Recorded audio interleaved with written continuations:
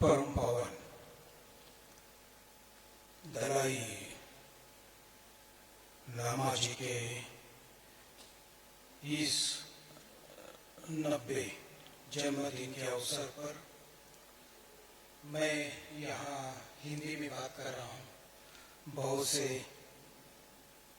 जो समन हैं, भिक्खु हैं, आदरणीय जितने भी बंदी जी हैं, कुछ हिंदी समझते हैं, कुछ सब तिब्बती भाषा में सब पारंगत होने के नाते मैं सबसे पहले आपकी क्षमा करना कीजिए। परम पावन दलाई लामा जी एक ऐसे हमारे मार्गदर्शक हैं जो हमें एक ऐसा रास्ता वो बता रहे हैं वर्तमान काल में। इसकी परंपरा जिस प्रकार प्राचीन बुद्ध से लेकर नालंदा विद्यापीठ के जितने भी आचार्यों की परंपरा है, दलाई लामा जी तक हमें जो ज्ञान का प्रभाव प्राप्त है, उससे अधिक परम पावन जी हमें कुछ मार्गदर्शन करते हैं। उनके ही वचन में उन्होंने कहा, उसी में शुरुआत करके एक 10 मिनट मैं आपके सामने बात करना चाहता हूं। परम पावन जी कहते हैं, आप लोगों के साथ एक लघु प्रार्थना साझी करना चाहूंगा, जिससे मुझे बहुत स्फूर्ति प्रेरणा मिलती है। परम पावन जी कहते हैं, जब तक धरती आकाश है तब तक सांसारिक जीव है। ऐसा हो कि तब तक मैं भी रहूं, संसार का दुख दूर करने के लिए।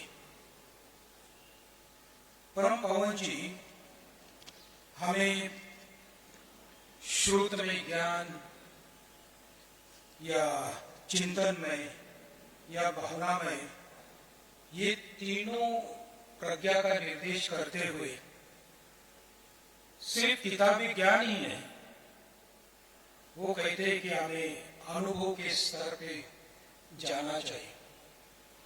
परम पावन दलाई लामा जी के उनके प्रवचनों में, भाषण में जो हमें मार्गदर्शन करते हैं, उनके बहुत से जो किताबें हैं, और विशेष करके पश्चिमात्य देश में, नॉर्वे आदि देशों में उन्होंने दिए हुए भाषण बहुत ही प्रभावकारी थे। वो करुणा की बात करते हैं, मैत्री की बात करते हैं, और उसको उन्होंने करुणा और मैत्री के साथ उन्होंने बहुत से वैज्ञानिकों के साथ भी उन्होंने चर्चा की है, और वो चर्चा हमें इंटरनेट के आधार पर उपलब्ध होती है। करुणा और मैत्री एक ऐसे भाव दशाएं हैं जो हमें, वो कहते हैं कि निसंदेह क्रोध और घृणा हमें अधिक रोगान्मुक्त बनाते हैं। यदि चित्त शांत है तथा कुशल विचारों से युक्त है तो शरीर साधारणतया रोगग्रस्त होगा ही नहीं। शांति केवल करुणा चित्त द्वारा ही प्राप्य हो सकती है। वो कहते हैं, सच्ची करुणा कोई भावात्मक प्रतिक्रिया ही नहीं, बल्कि वह तो विवेक पर आधारित एक प्रबल स्वाभाविक प्रतिबद्धता है।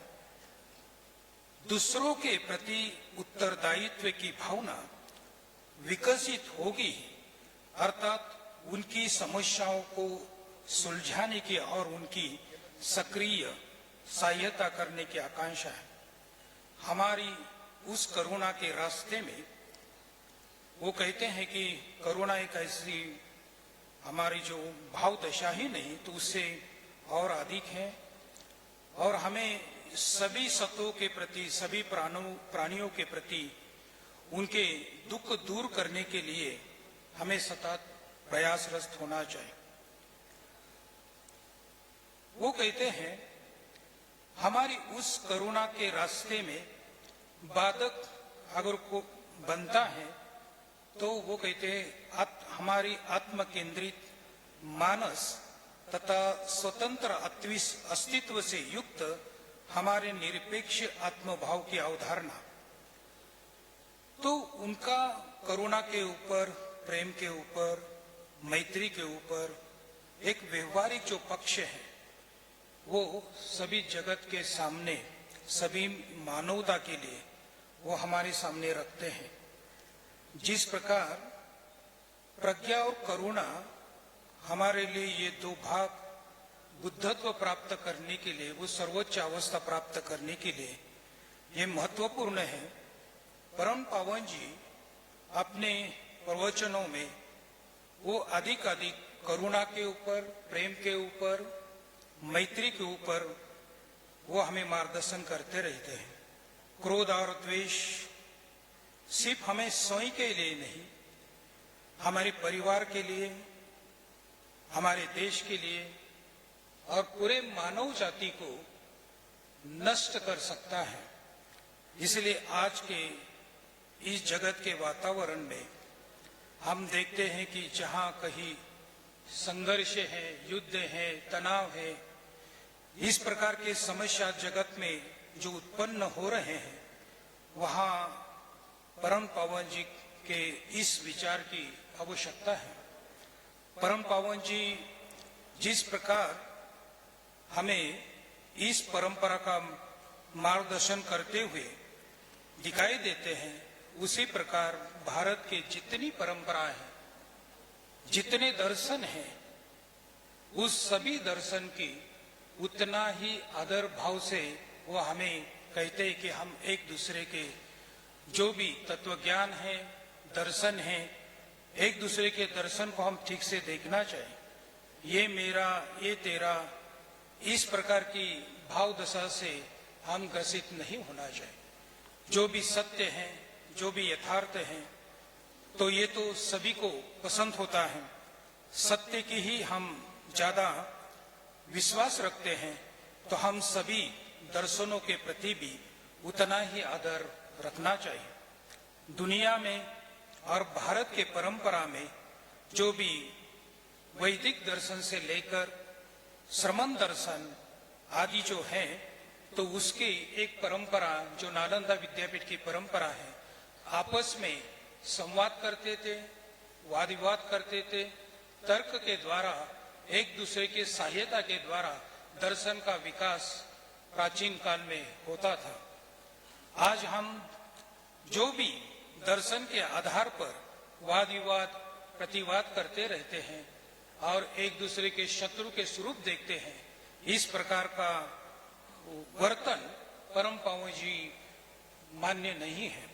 परम पावन जी कहते हैं जो भी आपस में हम जो भी चर्चा करेंगे, जो दर्शन के एक दूसरे को समझेंगे, तो अधिक हमारा सभी का विकास होगा। तो वो जिस प्रकार करुणा की बात, अनेकों सुंदर जीव समूह के लिए भी, जो कि इस ग्रह पर हमारे जीवन के मूल आधार है, परम पावन जी इस पृथ्वी के ऊपर जो वातावरण है उसके लिए भी बहुत चिंतित है। जो भी प्राकृतिक हमारे पास जो साधन है उसकी सुरक्षा के लिए और उसको ठीक रखने के लिए हमें परम पावन जी प्रोत्साहित करते हैं।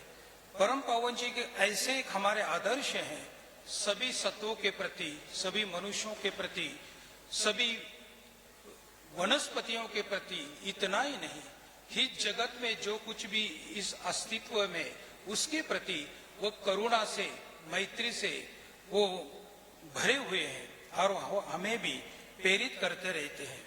हमें वो कहते हैं हम में से हर एक को यह सीखना होगा कि उसे न केवल अपने परिवार, अथवा अपने राष्ट्र के लिए ही बल्कि समग्र मानवता के कल्याण हेतु काम करना ही ये महत्वपूर्ण है।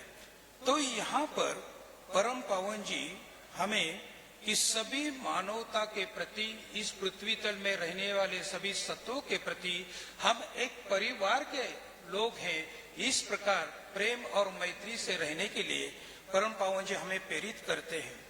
परम पावन जी जिस प्रकार मैत्री, करुणा इसको महत्व देते हैं, हमारे जो विकार को परिवर्तित करने के लिए वो प्रेरणा देते हैं, उसी प्रकार हमारे ज्ञान के स्तर पर भी विकास करने के लिए परम पावन जी हमें प्रेरित करते हैं।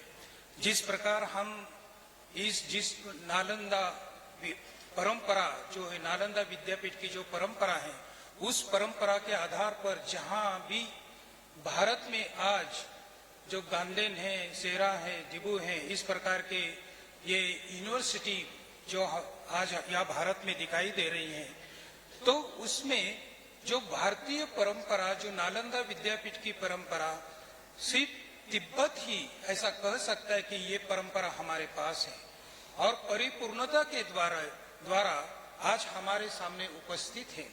तो आज भारतीय इस परंपरा, विशेष करके जो शून्यता की जो तत्व ज्ञान है, जो जिसे प्रतीत्य समुत्पाद और शून्यता का जो तत्व ज्ञान है, आज के इस वैज्ञानिक जगत में बहुत महत्वपूर्ण है। इस प्रकार का निर्देश परम पावन जी हमें करते हैं। तो आज का विज्ञान और शून्यता आदि जो बौद्ध परंपरा के जो तत्व ज्ञान है, ये सिर्फ तत्व ज्ञान बौद्धिक ही नहीं, तो परम पावन जी कहते हैं कि ये हमें बोधात्मक ज्ञान, हमें स्वयं में परिवर्तन करने के लिए ये ज्ञान है। तो इसलिए भारतीय परंपरा और भारतीय तत्व ज्ञान में जो नालंदा विद्यापीठ की जो परंपरा है, विश्व विद्यापीठ की जो परंपरा है, ये परंपरा बहुत ही महत्वपूर्ण है।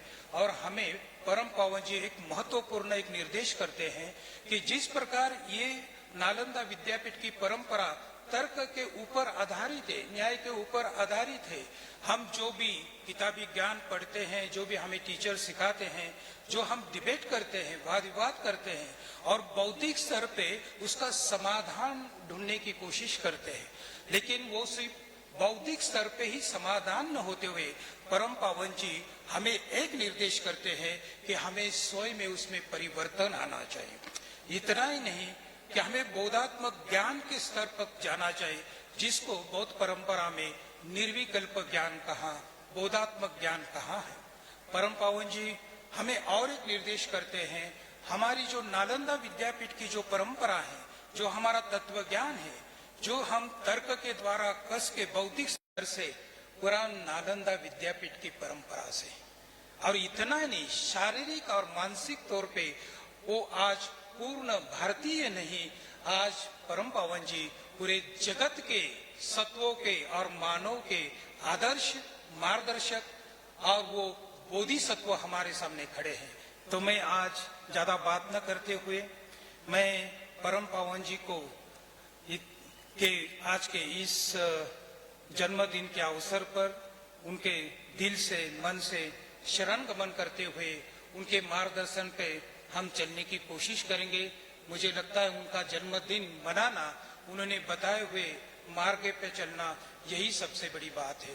प्रेम का मार्ग, करुणा का मार्ग, मैत्री का मार्ग, ये प्रज्ञा का मार्ग, विज्ञान का मार्ग, और इतना ही नहीं, हमें जो उनका महत्वपूर्ण निर्देश है, जो हमें स्वयं में परिवर्तन करके सभी सत्वों का हितार्थ कार्य करने का मार्ग जो हमें निर्देश करते हैं, उसको मैं अनुसरण करने का आज के इसमें अनुमोदन करता हूं।